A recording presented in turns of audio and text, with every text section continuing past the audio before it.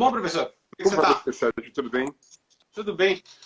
Você sabe que eu estava vendo uma entrevista tua no Casa Gastão hoje? Hum, E muito do que você fala no livro, você já antecipa naquela entrevista. Você já é? estava pensando nele? Foi uma Sim, entrevista de 2 anos atrás. sim, na verdade sim. Esse livro ele começou a ser concebido em 2014, com entrevistas dadas ao Mauro Betti. Foram entrevistas pessoais, exaustivas, muito tempo dando entrevista, até a hora que ele perdeu todos os áudios. E daí eu resolvi eu mesmo escrever. E daí foi um trabalho também desde o início, desde a infância, lembrando de tudo, escrevendo, com detalhes. Daí, quando eu já estava próximo do fim do livro, eu perdi todos os arquivos. E Que daí eu absurdo. escrevi tudo de novo. Então, assim, foi um trabalho exaustivo. Ao mesmo tempo, foi bom porque eu decorei muitas histórias, apurei muitas histórias, filtrei muitas coisas, protegi reputações. Eu vi, tem muitas coisas ali. Aquela do ator, né? Que sai com a menina, é impressionante. Você sabe que Só tem não uma coisa protegi a minha legal? reputação. A minha, eu abri É, totalmente, assim. não, então, teu livro tem uma coisa legal na parte musical, principalmente na parte musical, porque Ah, você começa como um nerd de fã de rock progressivo e se apaixona pelo punk rock. E é curioso, né? Porque foi um caminho natural para muita gente da tua geração, né? Por exemplo, o foi Renato Russo, assim, isso. até o Alex Antunes, assim. Como é que liga a chave, assim?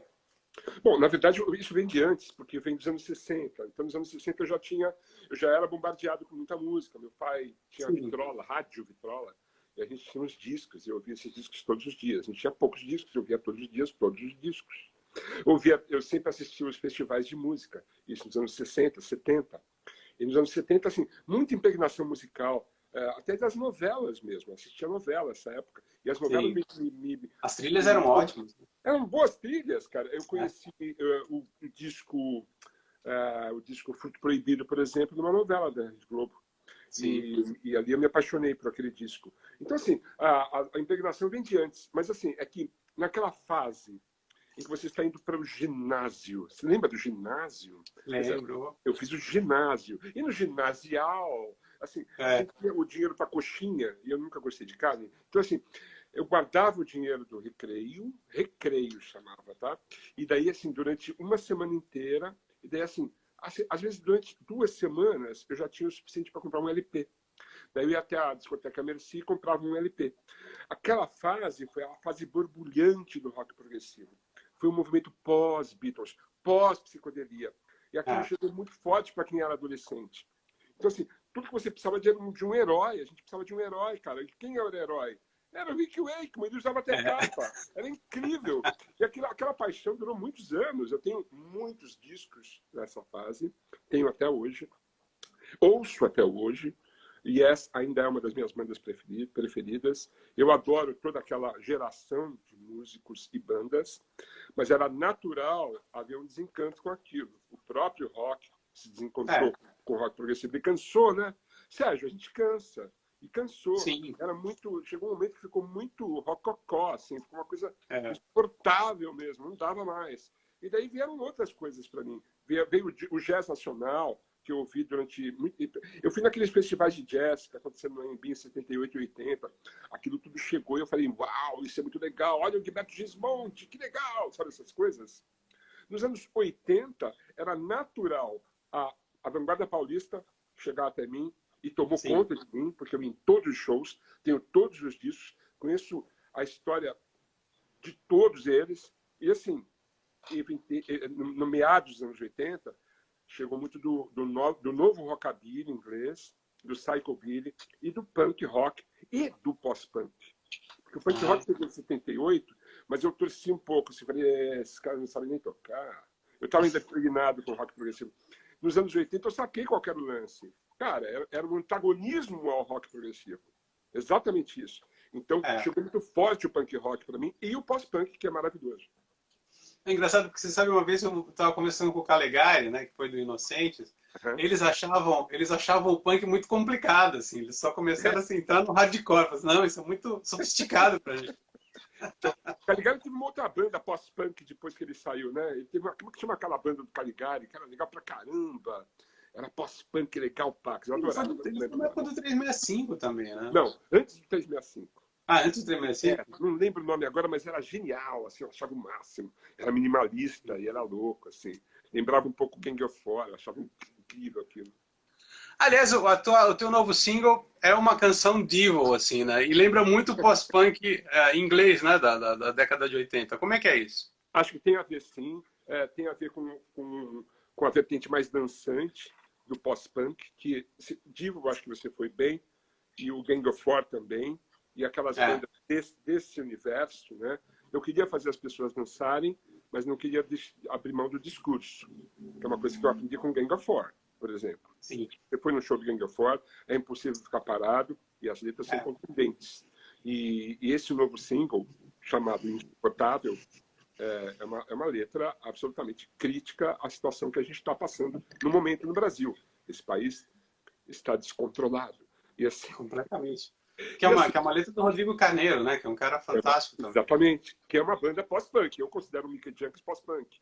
Sim, então, sim. Então, assim, eu já tinha feito muitos trabalhos com o Carneiro. Em 2005, eu tinha uma banda com ele que chamava Porca Light. Nós gravamos um LP, um disco inteiro. E esse disco foi lançado para nós e nunca chegou lá.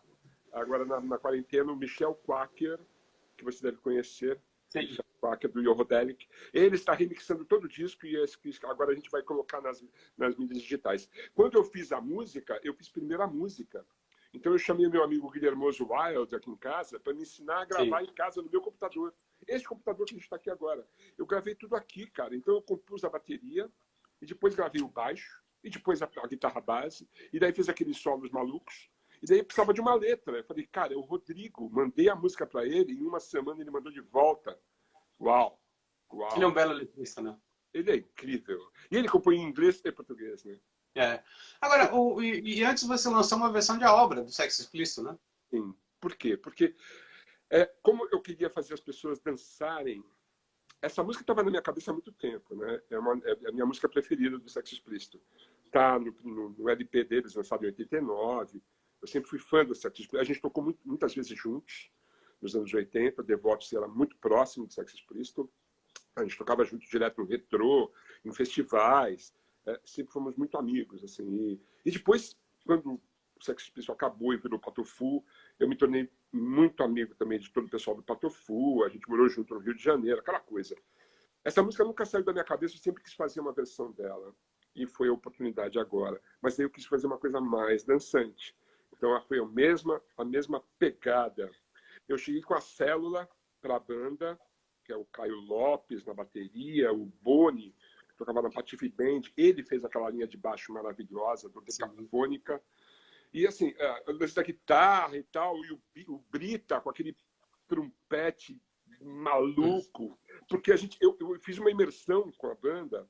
A gente ficou, tipo, 1 hora ouvindo James Chance and the Contortions. Eu falei, é isso. A partir desta letra, desta música, a gente quer chegar nisso. A gente ficou ouvindo, pirando, ouvindo. Aí agora vamos gravar. Cara, foi assim, entendeu? Foi nesse nível, assim. Eu acho que foi muito a ver, primeiro, começar com a obra, porque ela é um pouco mais sutil, mas diz a que vem, né? Na época, eu acho que o Rubinho Troll estava falando da democracia, né? Sim. Aquela democracia estranha dos anos 80, né? Onde houve uma abertura, o Figueiredo foi cuidar dos cavalos, chegou o Tancredo, não assumiu, chegou o Sarney, aquela coisa estranha. Eu acho que ele se referia muito à democracia. E hoje, eu me refiro ao mesmo a mesma coisa, porque a gente está numa situação muito louca, cara. O Thunderbird, que você está lançando esses 2 singles, vai ser diferente do Devotos? Eu estava vendo uma apresentação de tua com Devotos no Show Livre e é muito mais pesado, né? Sim. Tem uma música, acho que a Rickenbacker mesmo lembra até uma coisa meio Queens of Stone Age, assim, aquela coisa... É verdade. Na verdade, o último disco dos Devotos ficou um pouco mais pesado mesmo. Eu chamei algumas participações especiais. Chamei o Di Marcucci, o maior baixista que eu conheço. Chamei o Martin, que toca com a Pete, que é um cara com guitarras super pesadas, né? A gente fez uma música chamada Átomo, eu e o Lee Marcucci. E as guitarras são todas do Martin. Eu acho que é essa que você falou que é parecida com Queens of the Stone Age, porque as pegadas é muito pesada. Que é a primeira que vocês abrem. É uma delícia, na verdade. A Rickenbacker é minha, essa música é minha. É por causa do meu cachorro, Rickenbacker. Na verdade, é para ele e para o meu contrabaixo preferido. Mas, enfim, o Devotos, assim, ele tem várias fases, né? O primeiro disco é super rockabilly, surf music, punk. O segundo já fica um pouco mais pós-punk. O Bombardino tem várias experiências.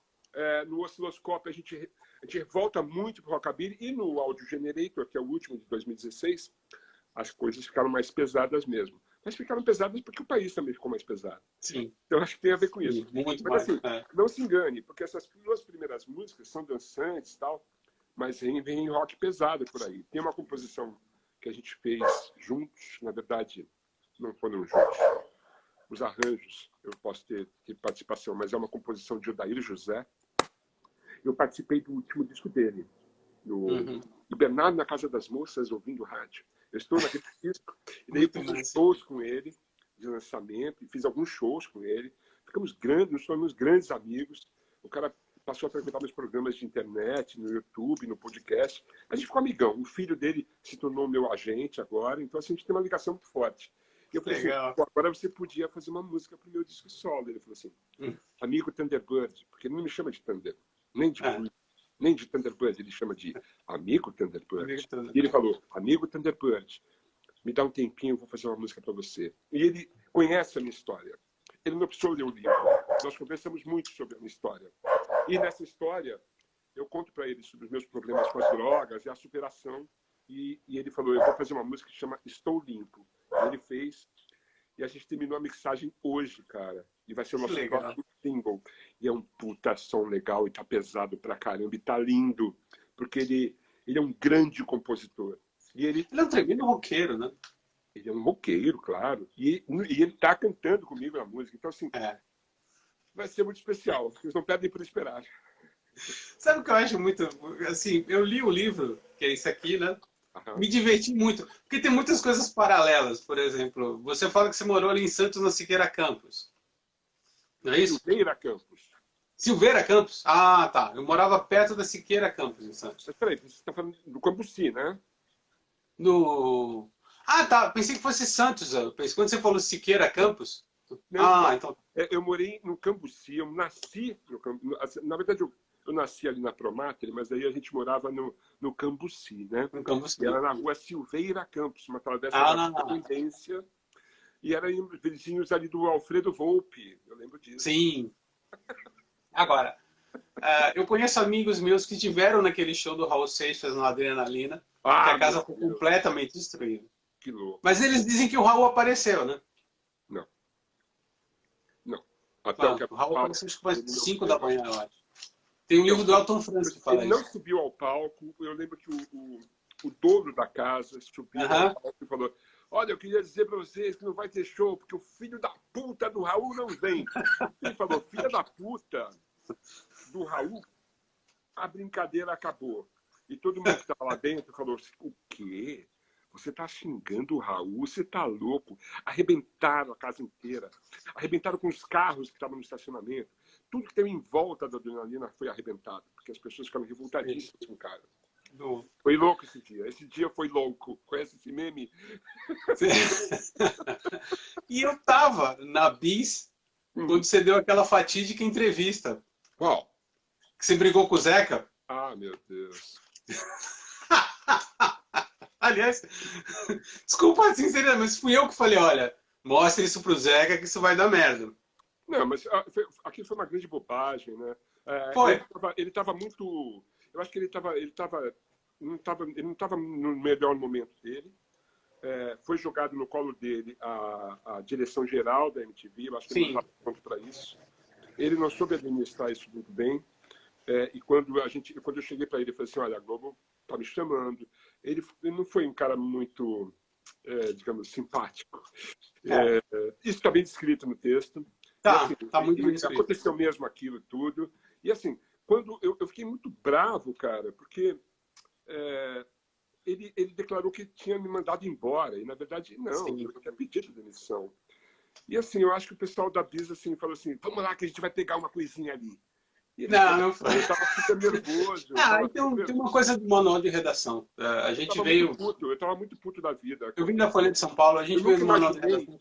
Eu nunca imaginei que o Zeca ia falar assim, foda-se. Nunca imaginei isso, entendeu? Sim. Porque o Tite, que era o dono da MTV, falou assim, não vai, não vai. Então, fica, eu vou te levar para a Copa do Mundo, vai ser do caralho. A Sérgio chegou para mim e falou, Thunder, não vá, cara, fica com a gente. Eu falei, cara, eu não posso ficar aqui sendo dirigido pelo Zeca Camargo, que aparentemente não está gostando do meu trabalho. O que eu vou fazer aqui? Não vai ser legal. E outra, tinha um desafio de ir para o Rio de Janeiro e tinha uma fuga geográfica. Eu queria sair de São Paulo porque eu estava com problemas por aqui, com as drogas. Sim. E eu imaginei que no Rio eu não teria esse problema.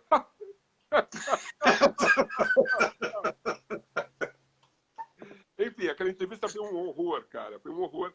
E, assim, isso demorou, sabe quantos anos? 8 anos ou mais. Não. Demorou uns 14 anos para eu encontrar o Zeca. Foi no aniversário de 20 anos da MTV, no Rio de Janeiro. Eu encontrei o Zeca na festa. Nós nos abraçamos e fizemos tacitamente assim, as pazes.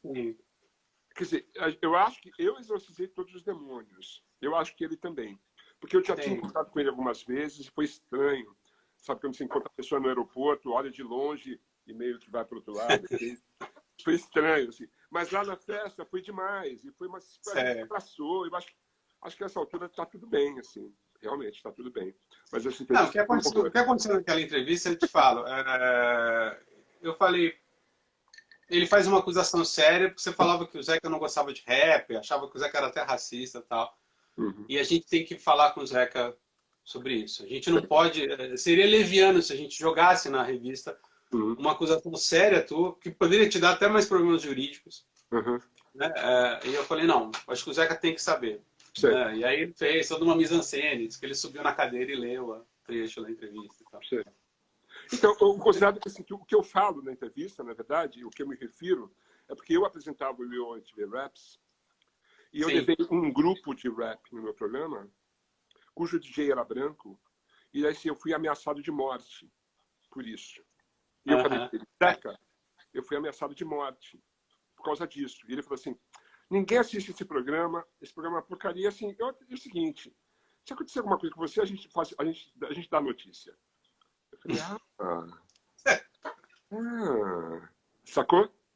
Saquei. Então, uma das coisas que me impressiona na tua narrativa... Eu tenho uma desculpa boa para ter perdido a têmpera. Eu estava muito louco. Você estava escutando isso. Ele não. Você fala, eu não sou a Maria Paula, né? Aquela entrevista era hilária, cara. Ainda bem que já foi. Ainda bem que você embrulhou o peixe, não é mesmo? Tem uma coisa muito, muito interessante no teu livro, e ao mesmo tempo dolorosa, que é a seguinte. No começo do livro, os seus pais, né, são uma figura muito marcante na tua formação. A partir do momento que você entra na MTV e começa a entrar muito com as drogas, você para de citar eles. Foi como se você tivesse cortado eles da tua vida. E eles só vão reaparecer quando você vai para a clínica. Isso. E eu acho isso fantástico, assim, porque foi uma maneira de você contar que assim, as drogas te privaram até de um relacionamento saudável com a tua família. Completamente. Na verdade, as drogas completamente estragaram muito o meu relacionamento com amigos e com a família. Estava muito difícil lidar com a situação. E isso foi crescendo mesmo. Ali em 93, quando eu saí da MTV e fui para a Globo, a coisa já estava pesada, mas a coisa só foi piorando e foi crescendo. E em 97, a coisa chegou num limite. Nesse limite, eu achei que não ia dar mais pé. Eu achei que já era. Eu estava conformado de que não ia dar mais certo. De que, enfim, ia acabar por ali. Mas daí aconteceu alguma coisa que me salvou a vida. E daí eu estou aqui até hoje. E, ao mesmo tempo, você subiu num show do Ira, não foi? Foi a primeira vez em muito tempo. Você tinha saído da clínica, acho que você canta Pobre Paulista, foi um show no Palace, não foi? Olha, o Ira, eu sempre depois que nós nos conhecemos, em 1990, eu fui na casa do Nazi, que foi meu amigão, assim, é meu amigão. Foi o Nazi que me levou para o tratamento, inclusive. Sim. Eu dei várias canchas com o Ira e, assim, o Devotos de Nossa Senhora Aparecida abriu muitos shows para o Ira. A gente ficou muito amigo. E depois que eu saí da clínica, assim, minha amizade com o Nazi continuou mais forte ainda. Porque nós dois estávamos em recuperação. Sim. E eu participei de alguns shows do Ira. Eu lembro de um especial muito louco, quando a primeira vez que eu vi Los Hermanos ao vivo. Los Hermanos abriu para o Ira e depois eu subi ao palco assim, e dei uma canja com o Ira. Assim. Eu sempre fazia isso. Sempre foi legal. Eu adoro o Ira, né? Então... Eu lembro porque a assessora da Abril Music na época era a Piqui, que trabalhou com você, que foi tua assessora também na MTV. Isso. E ela ficou muito emocionada. Hã? A adorável Piqui. Adorável Piqui. E ela estava muito emocionada nesse dia, porque ela falou, olha, depois de muito tempo o Thunder saiu da clínica, passou por todos aqueles problemas e tal. A Piqui, ela me ajudava no momento em que assim, eu escrevi uma coluna para a Trip. Eu escrevi uma coluna para a Trip College. E daí, assim, eu escrevia manuscrito. E daí, assim, eu sempre entregava no último dia. Era um horror, assim. E a Piqui sempre me ajudava. E, assim, muitas vezes eu entreguei esse manuscrito para a Piqui e ela tinha que decifrar o que eu tinha escrito para escrever. Uma vez, a Trip College publicou um manuscrito. Tipo assim, nós recebemos assim. Publicaram uma foto do manuscrito, que era ilegível, completamente ilegível. Sensacional. Piqui me ajudou muito. Foi comigo em vários programas de TV, em algumas edições do programa da Silvia Popovic. Eu lembro da Piqui comigo. A Piqui me deu conselho. Calma. Piqui incrível. Eu encontrei com a Piqui depois. E isso foi muito louco. Eu encontrei com ela na academia. Eu entrei na academia, eu comecei a fazer academia em 97, imagina. Entrei na academia e quem estava na bicicleta ergonômica era a Piqui. Ele olhou para mim, eu olhei para ela e falei assim, Piqui, você na ergométrica? Ele assim, ela assim, Thunder, você na academia?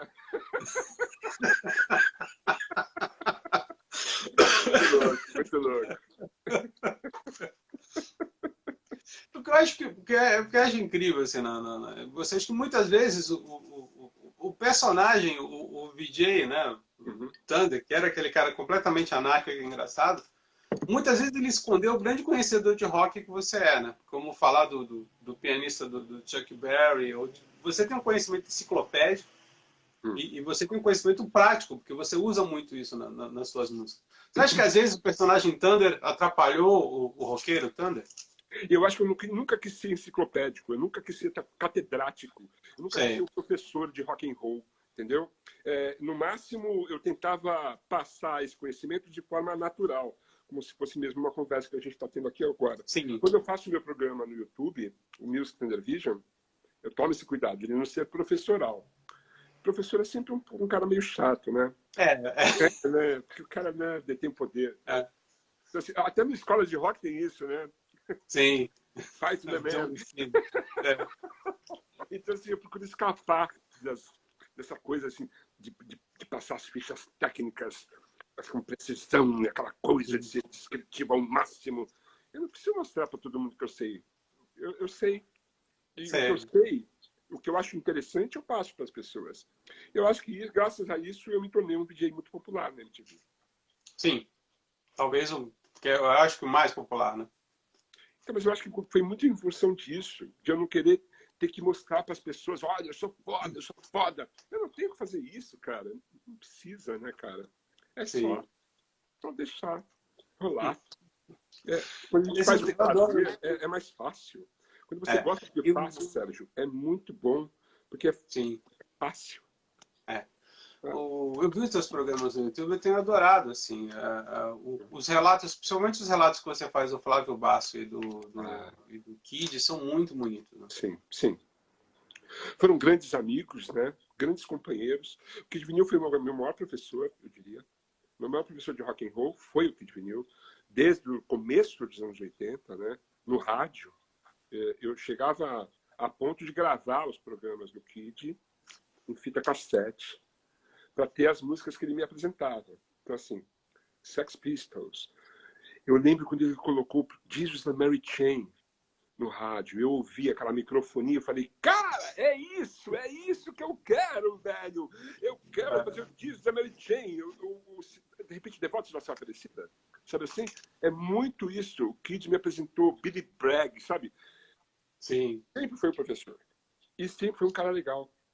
Sempre foi muito generoso. Né? Então, assim, ele me levava, ele me chamou para fazer o Boca Livre, não sei quantas vezes, para tocar com os Devotos do Boca Livre.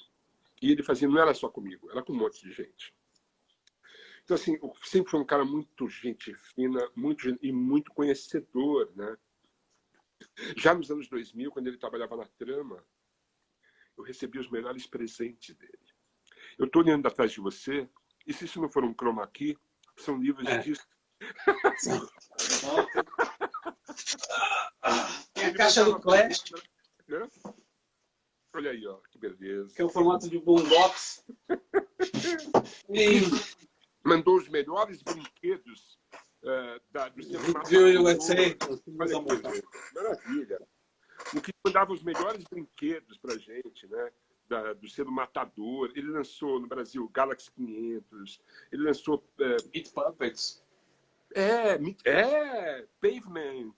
E assim, coisas maravilhosas. Eu lá tenho. E ele mandava tudo pra mim. Assim, eu falava, velho, obrigado, mano. E assim, o Dourado, ele lançou a coleção inteira do Frank Zappa, né? Pois é, cara. Então, assim, sempre foi um grande professor, sempre deu canja comigo nos Devotos, sempre foi uma referência, assim, a gente sempre teve uma relação muito boa de amizade e eu muito o cara é um ídolo, né, cara? Então, assim, quando eu encontrava com ele, a relação era de ídolo mesmo. Eu lembro que ele foi no meu podcast, no Thunder Radio Show, e ele chegou lá, a gente começou a falar, e ele falou assim, então, que diz, se quiser depois a gente vê o carro para você. Ele disse, não, porque hoje é meu aniversário. Eu falei, como assim, cara? O cara veio fazer um programa comigo no dia do aniversário dele, velho. Foi lindo isso, cara. Muito lindo, bicho. Muito lindo. E o Júpiter é um cara que, assim, ele foi muito importante na minha formação como músico. No livro eu relato sobre isso. Sim. Eu conheci o Rock Grande do Sul, que foi um disco importantíssimo para a gente aqui no Brasil, né? E depois, no Cascaveletes, em 89, quando ele fez aquele fatídico show no Centro Cultural São Paulo, e ali eu assisti o show e fiquei... E eu falei, é o seguinte, eu tenho uma banda e eu vou começar a cuidar dela. Ou a gente toca direito, a gente ensaia e faz direito, ou a gente não faz. Foi depois do show do Cascaveletes. Depois veio esse amigo do Júpiter, já era Júpiter Maçã mesmo, em 2004. Ele foi no meu programa de rádio na época, e a gente ficou muito amigo. E daí eu montei uma banda com ele. Em 2005 a gente fez vários shows, inclusive pelo Brasil. E depois eu voltei a tocar com ele em 2009. E em 2010 eu pude compor com o Júpiter. Modern Kid é uma parceria minha e dele. Isso é raro. O Júpiter não divide autorias, mas comigo ele dividiu. E a gente criou um laço assim, muito forte, muito apertado, de amizade e respeito. E foi sempre assim. Quando eu parei de tocar com ele, pouco tempo depois, assim, algum tempo depois, ele não segurou a onda, né? E retornou pro álcool, né? Que era um problema seríssimo que ele tinha, né? Pô, ele sempre respeitou. E assim, ele me chamava de Padinho, o padrinho dele, assim. E ele nunca me ligou local, assim, nunca. Ele sempre respeitou esse lance, entendeu? Então é um cara que eu tenho muito, muito dentro do coração, assim. Aquele programa que eu fiz para ele foi de coração mesmo, porque é um cara excepcional. Um dos maiores compositores do Brasil, e ele fez o melhor disco de psicodelia do Brasil é a Sétima Efervescência, né? Eu lembro de ter assistido o show do Júpiter Maçã no Abril Pro Rock em 1998. Foi uma das coisas mais impressionantes que eu vi na minha vida. Ele tinha feito o Plastic Soda já, né? Não, foi a Sétima Efervescência. Foi sétima? O Plastic Soda veio depois. Só. Agora, estão te perguntando aqui, o Ricardo Schiller está perguntando como é que você vê o rock hoje. Hoje, É. eu ouço muito, e ele está por aí, ele existe, está atuante, as bandas novas estão por aí. Esse papo de que, entendeu, o rock morreu. Não, amigo, não morreu, amigo. Não, o rock está vivo, muito vivo. Só não está nas paradas de sucesso em primeiro lugar. Mas o rock está por aí. Basta procurar e você vai achar. Mas aquele rock dos anos 80 era tão mais legal, aquilo que era rock. Não, amigo, não me envelheça assim tão mal. O rock continua bom nos anos 90, nos 2000, nos 2010. O rock está por aí. Procure saber, como diria meu amigo Gilberto. A Carla Simone te pergunta qual a influência do Cães Vadios no Enorme, porque eu era muito amigo do George, que era o guitarrista e fundador dos Cães. Nós éramos amigos na faculdade, na verdade. Então eu mostrava a Vanguarda Paulista para ele, e ele mostrava Blondie para mim. Ele mostrava Husker Du para mim, saca? Então, assim, a gente ficou amigo na faculdade, em 1982, sabe? E daí, no meados dos 80, a gente se aproximou de novo, e ele montou os Cães. Eu ia tocar nos Cães, inclusive. Eu ia tocar saxofone nos Cães. Eu fui traído pelo meu baterista do Aerosol. Quando eu terminei o Aerosol... Essa história está no livro também. Marcos Veia. Enfim, eu ia tocar nos Cães. Daí, como não rolou os Cães, eu montei os Neocínicos. E, assim, os Cães sempre ajudaram os Devotos. Quando a gente formou os Devotos, os Cães em entrevistas falavam da gente. E a gente tocou junto várias vezes. Muito carinho pelos Cães Vadios. Uma banda incrível, psychobilly, radical, fantástica. O George depois entrou nos Devotos, né? Sim. E foi fundamental para isso. O nosso maior sucesso chama Gibi Ramones e Motorhead, de autoria de George Johnson. E o George, que fez todas as minhas tatuagens, né? Então é um cara assim que... E os Cães estão sempre comigo, assim. Eu sempre cito os Cães disso. A Carla completa falando traído pelo velho é quem nunca. Marcos Veia. Ele tocava um saxofone péssimo.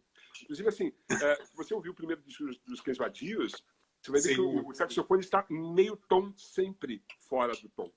É horrível, é péssimo. O primeiro é aquele que tem um quadrinho contando uma historinha, não é? Isso, exatamente. Exatamente. Depois eles se livraram do Veia, graças a Deus.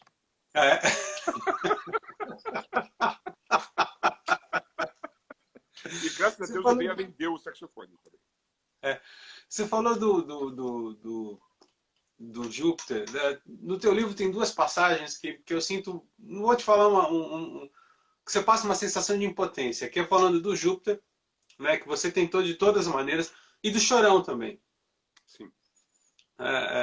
E eu já entrevistei o Chorão algumas vezes, e eu lembro que uma vez eu falei, cara, você tem que fazer terapia, bicho. Você tem uma agressividade mal resolvida aí, que se você não fizer, você vai se ferrar. E como é que foi, assim, se encarar que eles não conseguiram superar isso? Né? O problema do Chorão, eu acho que ele era vítima da dependência química, né? Ele não usava droga, assim, com parcimônia.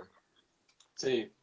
Havia um exagero, passava do limite, ia muito além, se prejudicava com isso, né?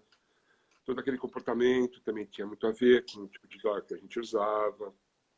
E assim, eu era um pouco mais radical. Eu recebi bronca e puxão de orelha do João Gordo.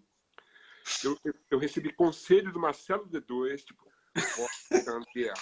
maneira, né, mano? Meu irmão, maneira, tá demais. Não vai dar, velho. Por favor, gosto de você.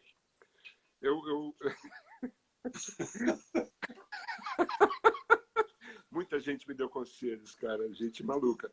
E assim, o louco é que quando eu saí da clínica e assim, eu declarei publicamente que eu estava limpo. Eu achei que era uma tática, sabe, de deixar claro para todo mundo, olha, parei, não me procure para isso. Eu achei que eu devia fazer isso. Eu fiz isso. Sério? Eu fui no Luciano Huck, eu fui no Faustão e falei, olha, eu parei, só por hoje, aquele papo e tal. E daí, assim, eu lembro que eu fui fazer um show da Brasil 2000 FM, tocar com os Devotos. E o Charlie Brown tocou. E depois dos shows, a gente se encontrou no backstage. Eu já conhecia o Chorão, porque ele já tinha dado canja até com os Devotos. E daí, ele falou, porra, Tandy, demais, cara. Fiquei sabendo do caralho, parabéns, tal.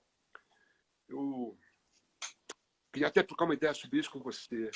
Falei, Chorão, quando você quiser, você tem meu telefone, você me liga. Eu não vou te ligar para ficar te enchendo o saco.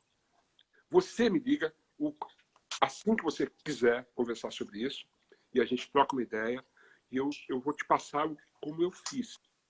O que aconteceu comigo e de que jeito que está dando certo. Mas ele nunca ligou.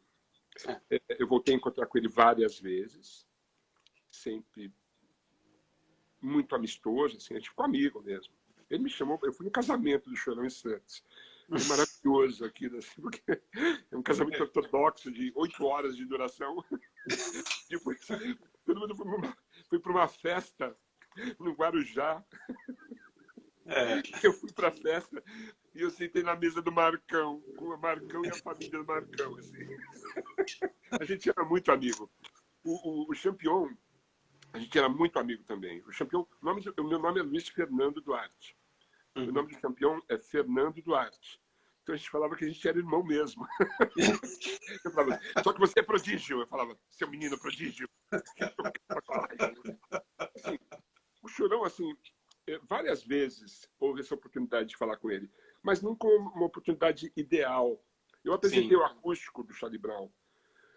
E eu vi ali que o cara estava velho, eu ficava angustiado, assim, de tentar chegar e conversar com ele, mas essa conversa ela tem que se dar com muita seriedade e no momento certo.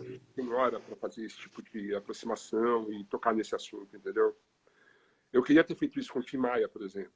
Conheci o Tim Maia era uma simpatia comigo, eu achava ele foda, ele era foda, né, cara? Ele era demais, simpatia, aquele carinho que eu sentia dele.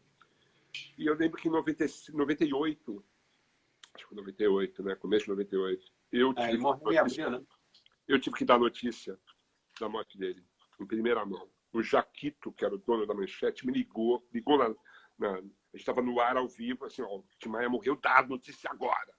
Daí o Homero Salles falou assim, Thunder, é você. Eu falei, putz. Eu lembro que eu dei a notícia e naquele dia, cara, eu saí de lá e fui pro grupo de Anônimos. Chorei pra caralho, assim, e me senti meio culpado. Eu podia ter feito alguma coisa, eu podia ter ligado para ele, eu podia ter ido pro Rio, conversar com ele, mas não deu tempo.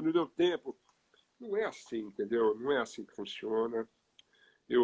Quando eu parei com as drogas, eu tive uma fase, assim, de ligar pro Sérgio. Sérgio, meu, já esqueci aquela entrevista da Bis, eu sei que você tá na Bis, né? Você tá abusando da cachaça. Vamos conversar, cara. Sabe assim? Era assim, entendeu? Meus amigos falaram assim, nossa, calma, Thunder, eu só fumei um baseado, sabe assim? Teve essa fase de eu ficar muito preocupado com meus amigos, com todo mundo e tal. E isso depois eu fui superando e voltando à normalidade. E entendendo que eu não posso usar, mas o outro pode. E se o outro tiver algum problema com o uso, sabe que pode me procurar para falar sobre o assunto, entendeu? Sim. Demorou um tempo para isso acontecer e eu consegui esse equilíbrio, sabe? É difícil. Então, eu lembro que, eu sei que, por exemplo, tem uma pessoa do Capital Inicial, por exemplo, que ele não pode passar pelo camarim. Acaba o show, ele tem que entrar no carro e ir embora. Porque senão... No teu caso, como é que funciona? Você completa até uma pergunta do Hugo, da coluna Blues Rock, que quer saber também como é que rola essa convivência com gente que usa? Como é que vocês se protegem? Então, no começo, nos primeiros anos, eu realmente me protegia muito. Eu deixei de fazer show em algumas vezes. Realmente acabava o show e ó, tchau. Ia discotecava e tchau. Chegava na hora, tocava embora. Realmente, eu fiz isso durante muitos anos. Muitos anos. Eu fui relaxar assim, em relação a isso, eu acho que em 2009, assim, sabe? Depois de muitos anos. Eu estava limpo há 12 anos. Eu dei uma relaxada e falei, calma, cara, calma. você não está usando, que é o outro. Deixa o outro, cara. O outro é o outro. Demorou um tempo. Hoje é completamente numa boa, assim. Assim que as drogas que me pegam, assim, que na verdade é uma só, que é a cocaína, ninguém usa mais cocaína, né, cara? É tão ruim, né? Agora as drogas são tão ruins que ninguém mais usa. Quem usa só se lamenta comigo. Tipo, puta, é uma bosta isso aqui. Pois é, né, velho? Enfim, eu nem curto mais, assim. A transformação que ela provoca é muito ruim, assim, é muito ruim. Eu acho muito nocivo, acho feio, feio. A cannabis eu não consigo mais fumar, não dá mais para mim. Eu não consigo mais, a gente brigou feio. O álcool, eu nunca tive problemas com álcool, cara. Sabe qual é a droga mais difícil de largar para mim? Foi o cigarro, cara. O cigarro foi dificílimo. Porque eu lembro que em 98, eu falei assim, pô, parei com tudo, agora eu vou parar com o cigarro. Parei. Comecei a correr, virei um Forrest Gump, cara. Corria, só corria. Corri até a Maratona de Nova York, em 2001. E eu corri até 2009. Em 2009, que nem o Forrest Gump, eu falei assim, cansei, vou pra casa. Nessa, todos os meus amigos tinham parado de fumar. Todos os meus amigos tinham parado de fumar. Eu enchi o saco de tanta gente, cara. E assim, eu fui muito bem sucedido. Todos os meus amigos pararam de fumar, velho. Em 2009, eu me separei. E a primeira crise conjugal, eu comecei a fumar uns charutos. Eu comecei a tragar os charutos. Daí eu estava fumando cigarrilha. Eu estava tragando a cigarrilha. Quando eu vi, eu estava com um malborão. Ah, que legal! Assim, fumei durante mais um monte de tempo. E tentei parar mais 2 vezes. É difícil, cara. Eu parei de fumar de novo em 25 de janeiro do ano passado, cara. Eu fiz um show no Centro Cultural Rio Verde com a Jorginha. Mó legal. E daí eu tinha marcado essa data para parar de fumar.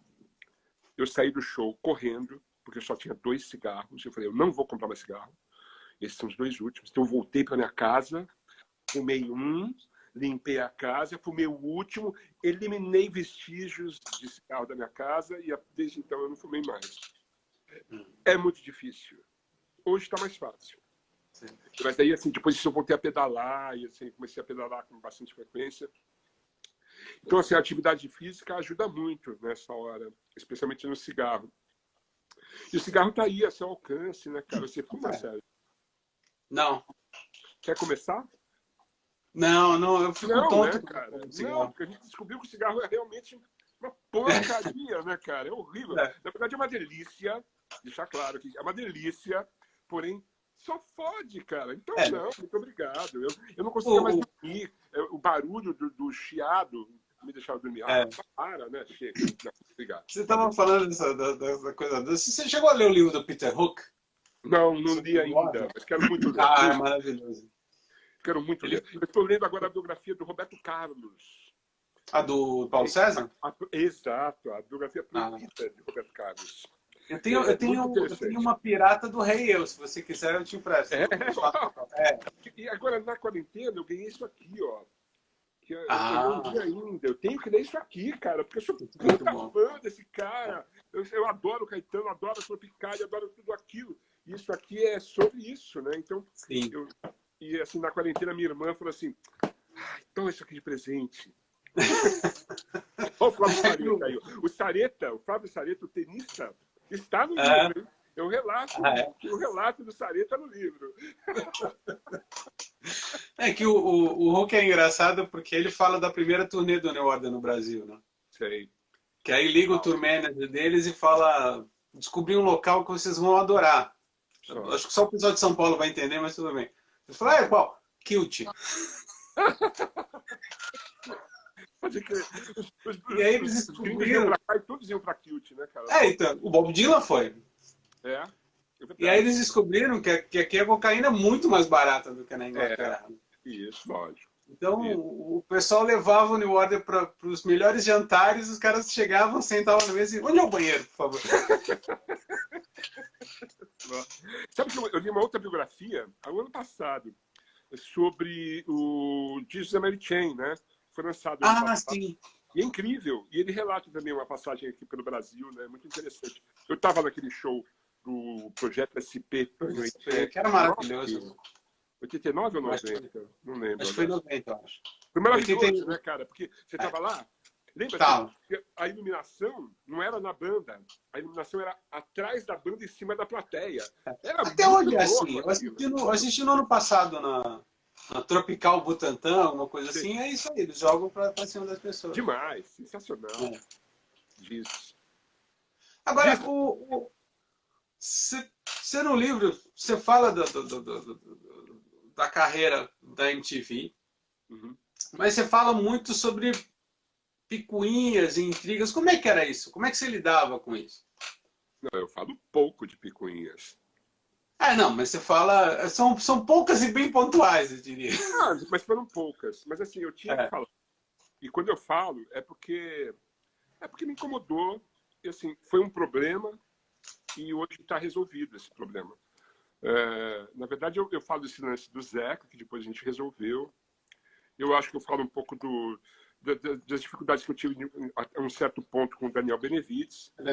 Sempre foi meu amigo. A gente tinha banda, né? Eu tinha Devotos, ele tinha Três Homens, a gente fazia show junto. A gente foi muito parceiro durante os 3 primeiros anos de MTV, até que ficou insustentável a nossa convivência, foi difícil, sabe? E na minha volta, em 99 para 2000, ele era o diretor que dirigia a minha diretora. E daí, assim, ali, eu acho que ele não botava uma fé que eu estava limpo, alguma coisa assim, sei lá. Aí foi meio ruim, assim, rolou um ruído. Mas esse ruído ele tinha que ecoar, né? Eu tinha que falar sobre isso. E, inclusive, eu liguei para ele para falar sobre isso há um mês atrás. Eu falei, pô, você não leu o livro ainda, mas ó, é bom você saber que tá ali a passagem e tal, porque eu gosto dele pra caralho, assim. O Daniel é um cara foda. É um dos caras que estava ao meu lado e ao lado do rock and roll na MTV no começo, sabe? Era eu e ele, cara. Então a gente, quando pintava um show, um vídeo do R.E.M., que assim, as pessoas assim, R.E.M., cara, R.E.M., porra! E o R.E.M. chegava em primeiro lugar com Losing My Religion, e a gente festejava, eu e o Daniel. A gente festejava o fato de que a R.E.M. estava em primeiro lugar no top 10. A gente falava, cara, que demais, né? Poxa vida, que legal! Sabe assim? Foi muito legal, assim. Não lembro de outras picuinhas, não. Talvez com algum diretor que... Você fala muito sobre os corredores, né? O rádio corredor na MTV era uma coisa muito positiva na cidade. Não era uma coisa legal. Mas isso acontecia. Mas isso é ruim. Rádio corredor é conhecido também como fofoca. E a fofoca nunca é benigna. Ela é sempre nociva. Ela é sempre ruim. Entendeu? Ela não é legal. E isso acontecia muito ali. E assim, quando eu voltei em 2000, as pessoas, assim, algumas pessoas gostaram de que eu voltei, outras não gostaram. E assim, algumas abusaram um pouco da distorção dos fatos para tentar me queimar, né? Por isso que eu não cito essa fase como minha fase preferida da MTV. Apesar de ter feito trabalhos bacanas nessa época, eu fiz o Tempo MTV, entrevistei a Rita Lee, pude cantar com a Rita Lee.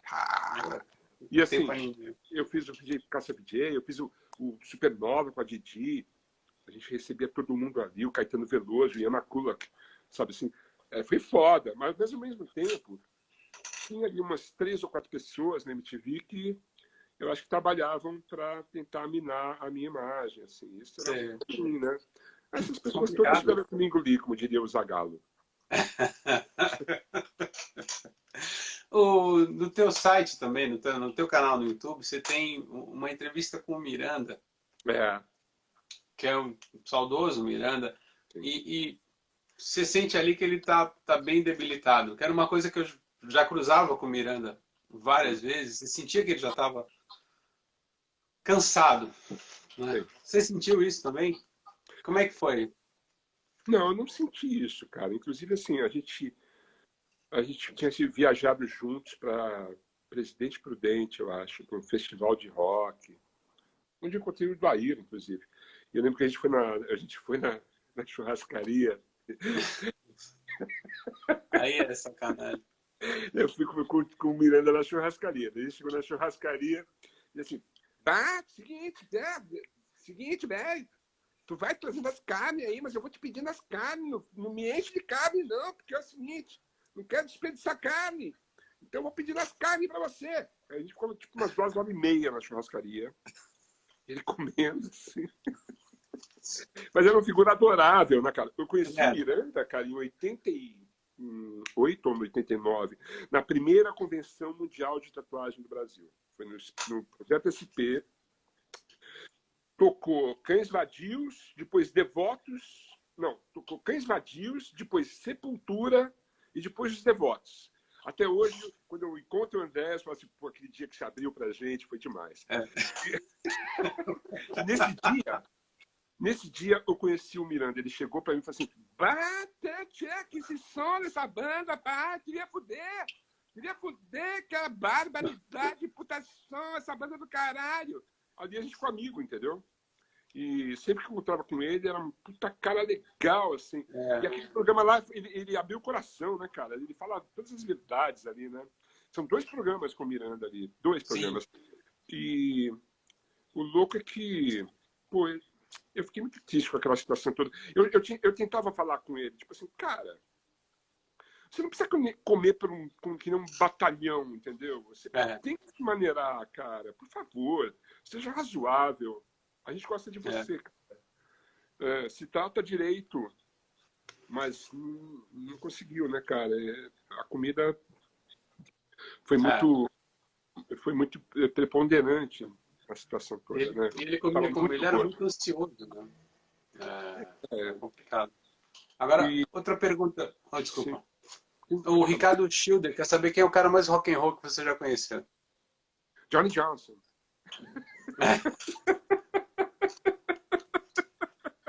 Johnny Johnson. O único cara que eu pedi autógrafo na minha vida foi para ele. O segundo autógrafo que eu pedi da minha vida que eu pedi foi pro Ice-T, mas foi por outros motivos. Foi para amenizar uma situação tensa que eu dei em cima da namorada dele. Era aquela Coco ou não? Que era stripper? Olha, foi em 1992. Ele casou com uma peituda, assim. Dela. Eu percebi que ele estava me olhando muito feio. E quando o Castro terminou de entrevistar ele, eu falei assim, ai meu Deus do céu, e agora? Eu vou tomar uma porrada nesse cara. Ele convida seu autógrafo. Ok. Você sabe que essa coisa do Johnny Johnson, né? Tem gente que conta uma piada, porque tem o famoso show que o Jerry Lee Lewis tocou fogo no piano. Sim. Porque sabia Londres, que o Chuck Berry ia encerrar o show. É em Londres, é verdade. E aí tem tem uns caras que falam, não, na verdade, ele tocou fogo no piano porque ele sabia que depois ia vir o Johnny Johnson, que ia mostrar que era muito melhor do que... Eu acho que o Johnny Johnson não estava nesse show. Ele fez isso porque houve uma briga para quem ia tocar primeiro. Sim. E o cara mais importante tocava depois. E o Chuck Berry falou assim, imagina, eu tenho que tocar depois. E o Jerry Lee falou assim, tudo bem, então eu toco primeiro. Foi lá e pegou o piano. Agora ele chega para mim, agora você, vai lá. Você viu o documentário do Animals? Não, mas eu vi o documentário Hey Rock and Roll. Sim, eu tenho uma versão de 6 CDs, 6 DVDs. Hoje estreou o Music Television, a gente voltou com o programa, e hoje o programa é sobre o Chuck Berry. E lá eu coloquei vários trechos do Hey Rock and Roll, que foi um filme muito importante para mim. Em 87, eu decorei os diálogos do filme. Eu decorei os personagens, capaz. Francine Gilliam, o cara que esmorrou com o Phil Richards, né? Temeta Berry, que parece que apanhava dele. Era uma história maluca. O lance dos Cadillacs dele. Tem o documentário do Animals, que o Eric Burdon fala que eles foram excursionar com o Jerry Lee e com o Chuck Berry. Sim. Iam todos no mesmo ônibus e eles tinham que se revezar. Cada dia um dormia na parte de trás do ônibus, porque era o único local que tinha uma cama. E aí o Jerry Lee Lewis dormiu um dia e queria dormir de novo. Certo. E os caras falaram, não, é do Chuck Berry e tal. E no sul dos Estados Unidos é aquela coisa, né? Dos negros ficavam sempre na parte de trás do ônibus, né? Sim. Então, diz que o Chuck Berry está passando E aí o Jerry Lewis falou, nigga, vai lá pro fundo do ônibus que é o teu lugar mesmo. Eles eram terríveis. O Jerry Lee era um cara muito terrível, conhecido como The Killer, porque acidentalmente ele estava armado no palco, num show, e disparou a arma e... Cara, louco, né? O cara casou com a sobrinha, né? Uma vez, cara, era completamente fora do... Mas eu entrevistei um cara que ele era um antropólogo da Universidade de Tulane. Uhum. E aí ele foi entrevistar o Jerry Lee Lewis. E quem arrumou a entrevista foi justamente a filha dessa prima do casamento dessa menina, com a Mayra, de 13 anos. Sei. E ele falou que o Jerry Lee Lewis está sentado, a menina está sentada atrás dele, e começou a jogar charme para esse antropólogo. O Jerry Lee percebeu e falou assim, Killer, diz que ele chamava os caras sempre de Killer, né? Fala, Killer, mais uma olhada que você der, eu vou te matar. Vou te dar um tiro na tua cabeça. Diz que a menina fala assim, stop it, daddy, stop it. Ele falou assim, no, I'm gonna shoot this motherfucker in the head. Esse cara era foda. Esse cara. Foi. Roqueiro raiz. Aquela cinebiografia do Jerry Lee é muito legal, na verdade. Eu acho bem bacana. O Nick Tosh? Não, o filme. Sim, muito bom. A origem dele, né? E como ele aprendeu a tocar piano nos barracões do rock and roll negro e tal. Eu acho muito legal aquela cinebiografia. Muito bom. Muito bom. É verdade. Bom, Thunder, seguinte, a gente está chegando no fim da entrevista. Quero agradecer muito por essa honra. Amei o livro. Aliás, comprem Contos de Thunder. Cara, é um belíssimo livro, assim, cara. Obrigado, cara. Agora eu já estou preparando o volume 2. Sim. Já ia te perguntar isso, inclusive. Porque já tem histórias que você contou aqui que não estão no livro. Vai rolar.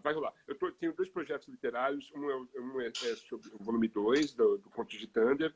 E o outro é contando umas histórias de rock and roll no Brasil, que eu acho que vale a pena também. Tem história para contar e eu acho que vai ser muito bacana. Faça, cara, porque tem outra coisa que eu percebi nesse livro. Você é um dos poucos caras que vão, sei lá, da vanguarda paulistana ao novo rock, assim, porque a gente, você sabe isso melhor do que eu, assim, tem sempre aquela parte da crítica, eu não gosto dessa fase, essa banda não é tão boa. Cara, você fala assim, eu gosto do Lee Marcucci, eu gosto do Arrigo Barnabé, eu gosto da Pitty, eu gosto do Chorão, que o Charlie Brown era execrado, né? Mas eles tinham um valor incrível. Sim, eles eram fantásticos. Além de serem excelentes músicos, né? Sim. Meu velho, muito obrigado. Um abraço. Se cuidem. É um bom momento para reviver esse movimento aqui, Paz e Amor.